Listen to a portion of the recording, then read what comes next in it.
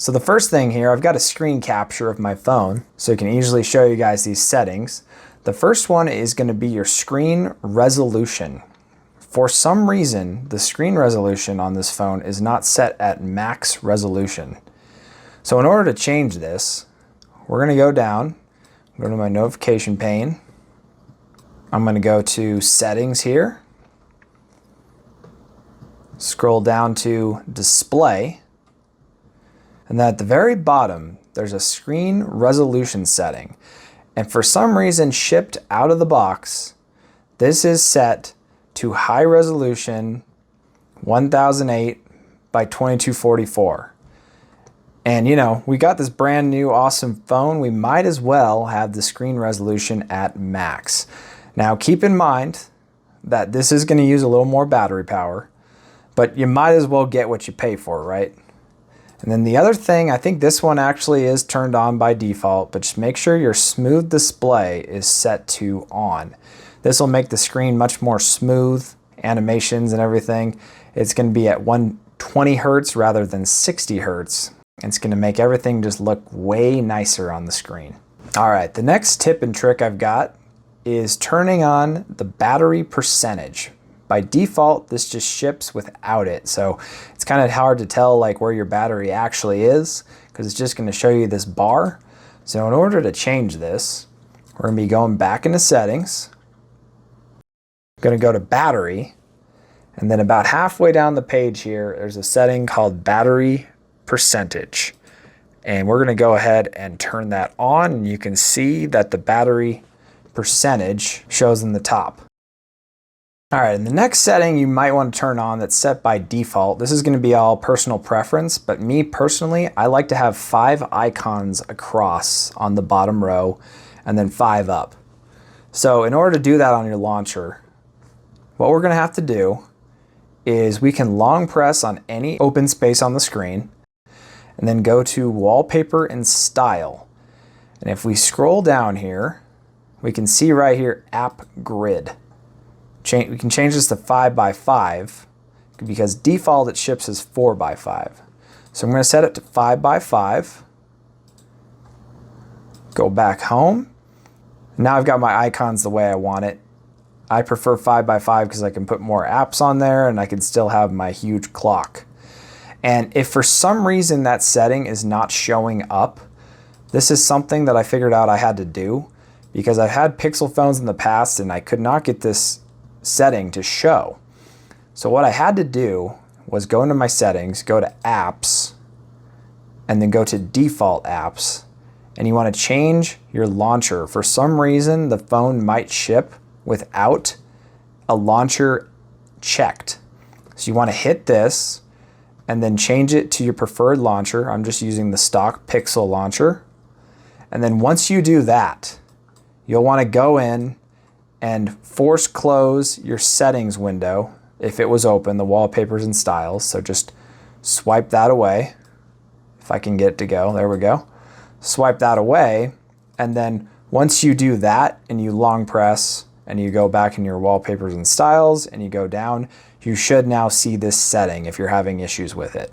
The next setting that we're going to change, this is going to make your phone feel more snappy with the animations. I do this on every single one of my Android phones. I mean, I've probably done this for the last 10 years, maybe longer, on my Android phones. So the first thing I do here, I'm going to go down, go back to settings, and I'm going to scroll down to the bottom. I'm going to go to About Phone, and then we're going to be enabling the developer options. So we're going to go down to build number, and we're going to go ahead and hit on this. I think you have to hit it 6 to 10 times. And see, it says here, you're already a developer. So you just keep hitting this until you have the developer settings. And where those developer settings are is under System. And then down here, Developer Options.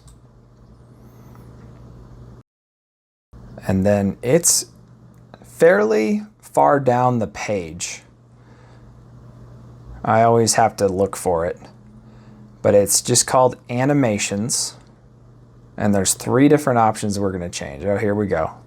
So there's the window animation scale, transition animation scale, and then animation duration scale. So by default, this is set to 1x. We're going to set all these to 0.5. And then now all of your animations on your phone are going to be twice as fast. And everything's just going to seem a lot more speedy. Next option that we want to change as soon as we get our phone is we want to change our theme. So in order to do this, by default, I think it ships with the light theme. I prefer dark theme. So you can go down to your display here, and then halfway down the page or so is dark theme. And we can just check this on or off. So, and then also what you can do if you want to have a dark theme sometimes, then a light theme like during the day, you can set a schedule. I prefer just have dark theme on all the time, but that is up to your personal preference if you want to kind of jump between the two. So the next setting here, this one's kind of an interesting one, and I'm kind of unsure why it's not on by default, but if you turn on your vibration settings, change it from sound to vibration, the icon no longer shows in the top of your notifications. So to turn this on, we're going to go to settings, and then we're going to scroll down to sound and vibration. Under sound and vibration, we're going to go all the way to the bottom here. And at the very bottom, we've got always show icon in vibrate mode. So if I have this off and I go ahead and change my settings to be vibration mode, you'll see that nothing appears. And when I turn this setting on, there's our standard vibrate option that shows now in the top panel. So I don't know, like I said, I don't know why it's on by default, but it's very nice to know if, if your phone's actually in vibrate mode or not, especially if you're in an environment where you need to have that on. Next setting we're going to turn on is changing our lock screen shortcuts. So back to our settings, we're going to go to display, and then under display, we're going to go to lock screen, and then shortcuts here. So you can set different shortcuts. So you can have one on the right, one on the left. And by default, there is none on the right side. And it looks like I don't have my wallet set up, or the one would be showing there, but I do like to have my wallet there. But essentially, if you have one on the left, you can have like your, in this case, it looks like it's for your home devices. And then on the right side, you could have, say, your flashlight. And we're going to go back. And yeah, like I said, I think it just ships for some reason with just one shortcut. So you can add another one to the other side of the screen. So we're going to go back. I'll show you guys what that looks like here. So here on my lock screen, at the very bottom, I've got my home devices. And then on the other side, flashlight. And then you just have to press and hold to get it to turn on and off. All right, the next tip here that we're going to change, and this is probably a tip that a lot of people don't even know you can change, is we're going to go back, hold anywhere on your home screen. We're going to go back into wallpaper and style. And then I'm going to go over to the lock screen tab. And here it shows your clock on your lock screen. And you can change this to all kinds of different clock faces, which is pretty nice. So there's quite a few of them here.